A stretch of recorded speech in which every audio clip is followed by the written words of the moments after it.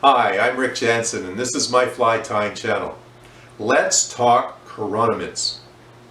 Because chironomids make up over 90% of a trout's diet in our BC still waters, it pays to have your bases covered in terms of a selection of sizes and colors. One of those critical bases is the pale olive chironomid. More than any other color phase of chironomid, this particular one often retains a bit of hemoglobin in its tail or butt. With today's new materials on the market, it's much easier to represent the subtle nuances of color as it transitions from red through light olive to dark olive toward the head of the fly. So let's take a look today at a fly I've developed. I call it the red tag pale olive pupa.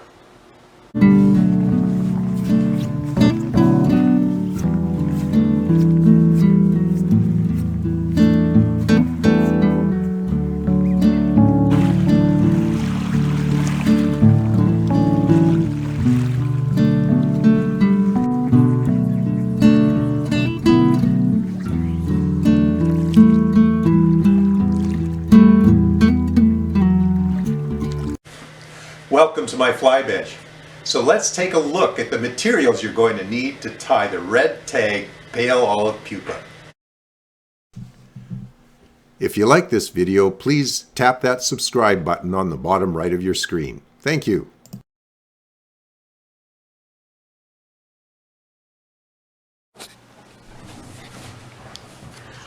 Into my vise I have a Togen's number 12 2x long curved nymph hook. Onto that I've put a 7/64 two-tone bead. It's a brown magic bead with a white end on it. I use this particular bead because the white end can help represent or give the impression of gills without having to tie in gills. I find when I observe these light olive pupa, the dark head is more prominently visible, more obvious than the white gills, and thus I've gone with this method to bead and gill the hook, this pattern. I'm putting on here by 6/0 light Cahill thread. I use a very light, you can see it's a pale, very pale yellow. Let me just get that to the camera there so you can see it. Very pale yellow. It gives the right underbody for this buzzer wrap and helps the light olive buzzer wrap, the dark olive appear light olive when you've laid it down in thin layers. So we'll just build up a bit of a shoulder or ramp behind the bead here and bring in our gold wire that's going to form the ribbing of the fly. The pale olive pupa, to me the ribbing appears yellow or golden in color, and thus I've gone with the gold wire instead of a copper or another color. Now we're just going to hold that wire taut here on the side of the hook, bringing our thread back to the bend of the hook and wrapping the wire in there. I do that to help smoothly wrap the wire down the hook and to prevent it from twisting around the shank of the hook there. Now the main body material is our dark olive buzzer wrap. Dark olive, try to get that in the viewer finder there. And it's a very thin, transparent material. To help get it out, I've taken the practice of cutting a notch in the side there and then using my bodkin to select out a single strand, pull it out and cut it off. Credit to Phil Rowley for that method. That's where I first saw it. I don't know if he invented it, but that's definitely the place I first saw it. So shout out to him for that good organizational tool there. Keeps things neat and tidy in the fly bench, at least as neat and tidy as I can keep it. And so we'll wrap that into place there. I've got a tag end here that I can catch and cut off. There we go. Give that a little snip. And our red tag is going to be red holographic tinsel. And this is in the medium. So it's got a really high reflective factor. It's very flashy looking on the spool, but it's going to be toned down quite a bit by that buzzer wrap as we wrap it forward. You'll see that that's one of the effects of the buzzer wrap. And it manages to bring it down to just a nice crimson color to represent that hemoglobin still present in the tail of the fly. So bring our thread forward. Now just make it far enough that I can do 2 wraps. That's all I need. I just want 2 wraps of the red here to just say to the fish, hello, I'm here, but to not overpower the fly. There we go, 2 wraps of that. Secure that in place with a couple of wraps of thread. Cut it off. Now we'll bring our thread forward while constantly paying attention to spinning it counterclockwise under the hook in order to prevent it from cording up too large and overpowering the smooth taper that we want to build on this fly. The crucial part of chironomids is their taper. I like a slender fly, and shape is so important to flies, more important even than color. If you've got the right color of fly but totally wrong shape, you're not going to do too well. If you got the right shape and the wrong color, you'll still catch a few fish. But you got the right shape and the right color, it's magic.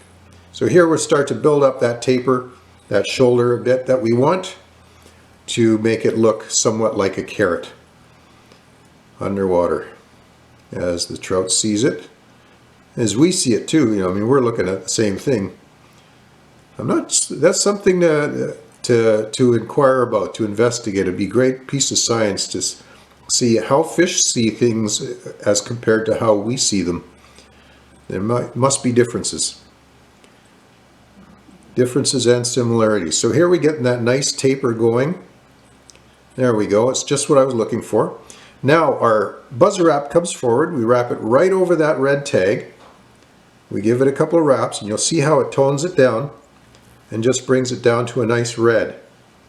There we go. Now in this rear part of the fly, I try to lay my layers down so that they're in non-overlapping turns. I want to keep that rear part of the fly, this rear half, a very light olive. So I don't want to lay down too many layers.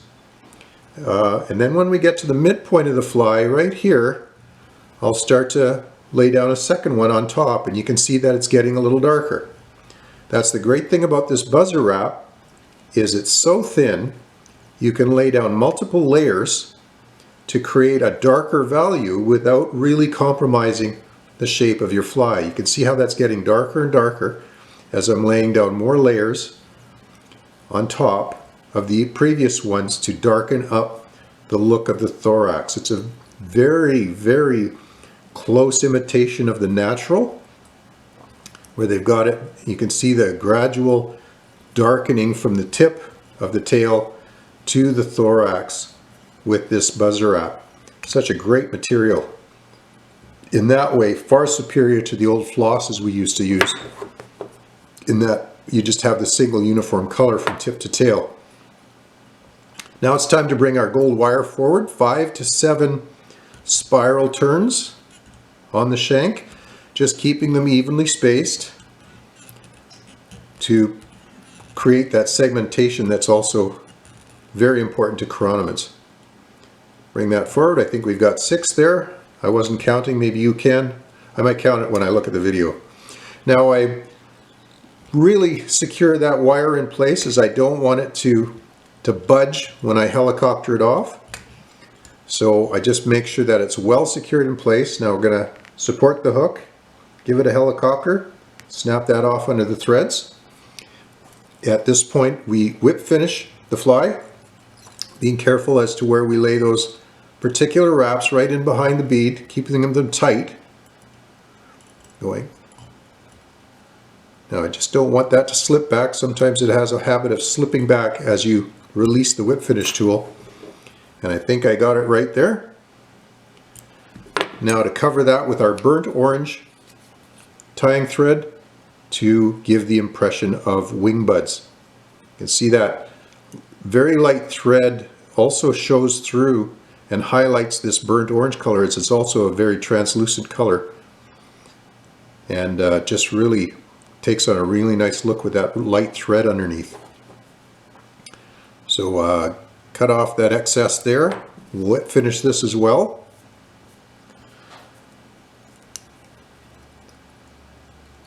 Four wraps on this one. And then it's time to come in with our Loon Outdoors UV Clear Fly Finish in Flow.